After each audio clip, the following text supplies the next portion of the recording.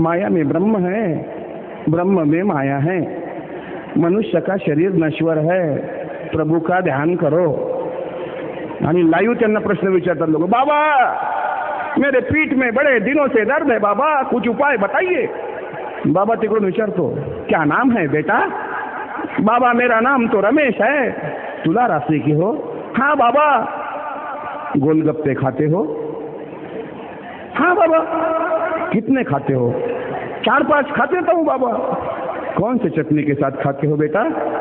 बाबा लाल रंग की चटनी के साथ खाता हूँ. तुला राशि के लिए लाल रंग की चटनी हानिकारक है, गोलगप्पे कल से हरे रंग की चटनी में खाया करो तथास्तु. हे सांगायचे 1 लाख रुपये आमच्या देशात घेणारे बाबा आहे. त्यांची प्रॉपर्टी पण निर्मल बाबाची 10 वर्षाची प्रॉपर्टी 30,000 कोटी रुपये झालेली आहे. हे सांगण्याचे निव्वळ फालतूपणा. हे सांगितलं का आमच्या संतांनी? तुकाराम महाराजांनी उलट सांगितलं, सांगो जानती शकून भूत भविष्य वर्तमान याचा आम्हासी कंटाळा पाहू नावडती डोळा. रिद्धी सिद्धीचे साधक वाचा सिद्धी होती एक तुका म्हणे जाती पुण्यक्षय दोगती. जी लोक भूतकाळ भविष्यकाळ वर्तमान काळ भटावामनाकडे जाऊन पाहतात त्यांच्या पुढच्या पिढ्या बर्बाद होतात. हे 400 वर्ष अगोदर जगद्गुरु तुकारामांनी सांगितलेलं आहे. आमची लोक रामपाल बाबा या देशामध्ये 1 लिटर आंघोळीचं पाकिट घेऊन जायच्या महिला, ज्यांनी 50-50 हजार 1-1 लाख रुपये भरले, आणि जायच्या कोण प्रचंड पैशावाल्या महिला. 1 लाख रुपये घेऊन गेले की 1 लिटर दुधाचं पाकिट मिळायचं आणि ते दूध बाबाच्या अंगावर ओतलं जायचं आणि बाबाला एका सोन्याच्या एका तबकामध्ये उभं केलं जायचं. बाबा डायरेक्ट झोपेतून उठून डोळे चोळत चोळत लोक त्याला उठून आणायचे. बाबा तुम्हाला शाही स्नान आहे. आणि शाही स्नान पाण्यानं करत नव्हता, दुधानं करत होता.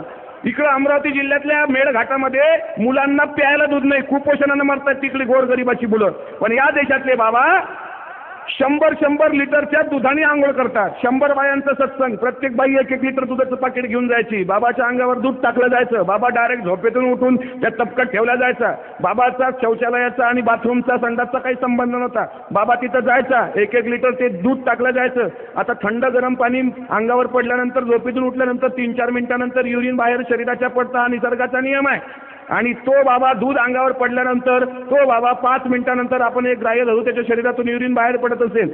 बाबांनी काही पहिल्या दिवशी पंचपक्वान्न खाल्ली असतील त्या दुधाच्या धारेमध्ये, त्याच्या शरीरातली विष्ठा सुद्धा त्या दुधामध्ये. आणि जिन्नी 1-1 लाख रुपये दिले त्या बिलकुल एसीच्या त्या एखाद्या बैठकीमध्ये बसायच्या आणि त्यांना थोड्या वेळानं महाप्रसादाचा कार्यक्रम व्हायचा. बाबाला ते उचलल्या जायचं, बाबाचं अंग पुसल्या जायचं रेशमाच्या वस्त्रांनी. आणि 100 लिटर दुधामध्ये बाबाची सू, बाबाची शी, दुधाचा पांढरा रंग पिवळा झालेला आणि ते पाकखान्यात नेऊन त्यात 10 किलो साखर आणि ते दूध घोटल्या जायचं, ते घट्ट केलं जायचं आणि त्याची खीर. आणि जिने 1-1 लाख रुपये दिले तिला दिल्या जायची आणि त्याही बाबाचा प्रसाद म्हणून गुमान घेऊन घ्यायच्या. आणि जेव्हा लहान मुलं म्हणायची पप्पा ये तो खट्टा लग रहा, तेव्हा त्याची माय म्हणायची बेटा ये बाबा का तीर्थ है और बाबा के तीर्थ की कभी चिकित्सा नाही करते, टिंगल करत नसतात. हे धर्माच्या नावावर खाल्लं पाहिजे. आपल्या देशात ज्या देशात गाडगे बाबा नावाचे बाबा झाले त्या देशातला हा खिळसवाना प्रकार आहे, लक्षात घ्या. ज्या गाडगे बाबांनी आयुष्यात कधी सत्संग केला नाही, ज्या गाडगे बाबांनी गोरगरिबाच्या बुंदी जिलेबीच्या पंक्ती उठवल्या पण बुंदीचा घास कधी तोंडात घेतलेला नाही. स्वतःची बायको कुंताबाई हिची झोपडी जडाली तर बाबांनी पेढा तोंडात टाकला होता. गाडगे बाबांचा एकुलता एक मुलगा गोविंदा गेला. ते गाडगे बाबा लोकांना म्हणायचे ऐसे गेले कोट्यानुकोटी. स्वतःच्या मुलाच्या नावावर गाडगे बाबांनी धर्मशाळा केल्या नाहीत. काल पंढरपूरला होतो. गाडगे बाबांच्या धर्मशाळेचं नाव आहे मराठा धर्मशाळा. गाडगे बाबांची जात ही परीट आहे पण गाडगे बाबांनी धर्मशाळेचं नाव हे समूहवाचक दिलेलं आहे मराठा. स्वराज्यासाठी जो लढतो असा जो तो मराठा.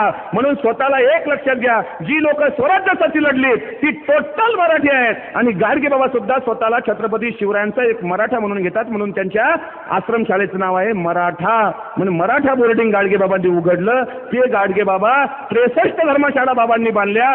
एकाही धर्मशाळेत सत्संग न करणारे बाबा जेव्हा आमच्या सुशिक्षित अडाण्यांना सांगतात घर बांधता का नाही जी, घराला पैका कोण लावते जी, गाडगे बाबा प्रश्न उत्तर करायचे, विचारायचे लोकांना का रे देव विकत आणला का रे, हो विकत आणला का फुकट रे. लोक म्हणे बाबा विकत आणला. मग गाडगे बाबा देव विकत भेटते का रे. लोक म्हणे नाही जी. मग विकत कसं काय आणला. आणला बाबा आणला. मग देवाची आंघोळ घातली का रे, हो. देवळाचं देऊळ कोण बांधलं रे, बापा गवंड्यानं बांधलं. गवंड्याची कधी सत्कार केला का रे, हा बाबा का रे, कारण तो शूद्र आहे. बरं ठीक आहे. देवळाला वर्गणी कोण दिली रे? बाबा आमच्या बापानं दिली. मग त्या बापाच्या कधी पाया लागले का रे? हां, आम्ही बापाच्या एकाच दिवशी पाया लागतो, दसऱ्याच्या दिवशी, आणि ते दुरून लागतो बाबा. बाकी बापाचा आणि आमचा कधी कॉन्टॅक्टच होत नाही. बरं, त्या बापाचा कधी पाया लागता का? नाही. मग आता देव बसवला, देऊळ बांधलं, त्या देवळात काय केलं रे? बाबा सत्यनारायण केला. सत्यनारायणाला कोण आलतं रे? बाबा भटजी आला होता. मग गाडगे बाबा सोप्या भाषेत दणका द्यायचे, कशी एडे भाजी तुम्ही, ज्या बापानं घर बांधायला पैका लावला त्या बापाचा कधी सत्कार करत पाहिजे. अरे ज्या गवंड्यानं एवढे मोठे कडे तासले, एवढं मोठं मंदिर बांधलं, कळस चढवला, एवढी मोठी मूर्ती उचलून त्या ठिकाणी ठेवली, त्याचा कधी सत्कार करत नाही. आणि जो माणूस तुमच्या आमच्या कधी मरणाधरणात कामा येत नाही त्याच्या हातानं सत्यनारायण करता. एक लक्षात ठेवा, सत्यनारायण देवाची भक्ती नाही, हे भटजीची रोजगार हमी योजना आहे, हा चिवत्याचा बाजार आहे. सत्यनारायण करू नका, हे संत गाडगेबाबांनी 1956 साली सांगितलेलं आहे. आणि आमचे लोक इतके बहादर आहेत की आता 20 डिसेंबरला सत्यनारायण करतील, गाडगेबाबाच्या पुण्यतिथीला. खेटरानच पूजा घ्या. काही काही लोकांनी PhD केली गाडगेबाबांच्या जीवनावर, PhD करणारे प्राध्यापक, आणि तेच सत्यनारायण करतात गाडगेबाबाच्या फोटोखाली. इथं वाटतं कुठंतरी आम्ही पराभूत झालेलो आहोत, आमच्या मुलांना दिशा कळलेली नाही, त्यांना कळू द्या. संभाजी महाराज हे राष्ट्रप्रेमी आहेत. दुसरा एक संभाजीराजांबद्दल एक चुकीचा गैरसमज पेरला. काही लोक म्हणतात ना, देश धर्म पर मिटने वाला शेर शिवा का छावा था, महापराक्रमी परमप्रतापी. आमच्या कोण्याही माणसाला विचारा, संभाजी महाराजांबद्दल काय वाचलं? छावा नावाची कादंबरी. अरे कादंबरी आहे, कादंबरी इज नॉट हिस्ट्री. तो इतिहास होऊ शकत नाही, इतिहासाला पुरावा लागतो. जर तर हा सूर्य, हा जयद्रथ, इतिहास कादंबरी होऊ शकत नाही. छत्रपती संभाजी महाराज हे प्रेरणा पुरुष आहेत, इतिहास पुरुष आहेत, हे पुराण पुरुष नव्हे.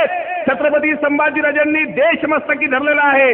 छत्रपती संभाजी महाराजांचं राष्ट्रप्रेम आहे, लक्षात घ्या. आणि ज्या लोकांनी संभाजी महाराज रगेल आणि रंगेल, आमची भावना इथं दुखली पाहिजे. बाजीराव मस्तानीचा थोडा खरा इतिहास संजय लीला भन्सालींनी मांडला तर मेघा कुलकर्णी नावाची बाई मुख्यमंत्र्याकडे जाऊन निवेदन देते आणि तात्काळ मुख्यमंत्री ऍक्शन घेतात की बाजीराव मस्तानी या चित्रपट बंद पडावा. का तर काशीबाई नावाची बाई नाचलीच नव्हती बाजीरावासोबत, म्हणून हा चित्रपट बंद पडावा. हा खोटा इतिहास आहे. आमचा प्रश्न विद्यमान, अगदी चॅनलच्या समोर बोलतोय मी, विद्यमान महाराष्ट्राच्या मुख्यमंत्र्यांना आमचा हाच प्रश्न, छत्रपती संभाजीराजांचे उपासक म्हणून, एक संभाजी भक्त म्हणून, एक शिवभक्त म्हणून आम्ही हेच विचारतो, ज्या संभाजीराजांनी एका स्त्री व्यतिरिक्त संसार केला नाही, त्या संभाजीराजांच्या जीवनात नसणारी कमळा हिच्यावर थोरातांची कमळा नावाचा चित्रपट काढला. संभाजीराजांची बदनामी झाली तेव्हा तुम्ही ऍक्शन का घेतली नाही? अरे जो चुकीचा इतिहास पुरंदरेसारख्या विकृत इतिहासकारांनी समाजाच्या माथी मारला राजा शिवछत्रपती कादंबरीमधून, सर्व लोक बोंबलली पोट खिडकीतून. अगदी मालेगाव असेल, नाडोंगरी असेल, तुमचं नांदगाव असेल, इथून प्रत्येक ठिकाणी ग्रामपंचायतचे ठराव घेतले. 47,000 ग्रामपंचायतीनं ठराव दिले. सर्वांनी त्या ठिकाणी पाठपुरावा केला. रामदास आठवले असतील,